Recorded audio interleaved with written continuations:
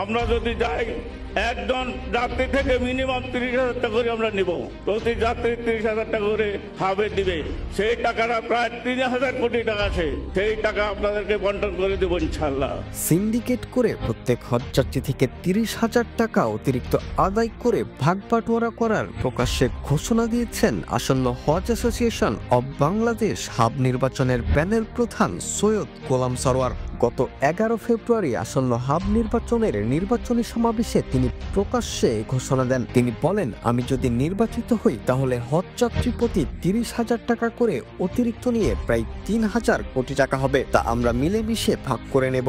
তার এমন বক্তব্য সামাজিক যোগাযোগ মাধ্যমে ছড়িয়ে পড়লে ব্যাপক সমালোচনার সৃষ্টি হয়। এ সময় অনেকে তাকে বিএনপি নেতা বলে ধারণা করেন। তবে জানা গেছে প্রত্যেক হজযাত্রী থেকে 30,000 টাকা করে বেশি নিয়ে নিজেরা ভাগাভাগি করে খেতে চায় হাব নির্বাচনের প্রার্থী সৈয়দ গোলাম সরোয়ার, জামাতে ইসলামের কেন্দ্রীয় নেতা নায়েবে আমির ডক্টর সৈয়দ আব্দুল্লাহ মোহাম্মদ তাহিরের আপন ছোট ভাই।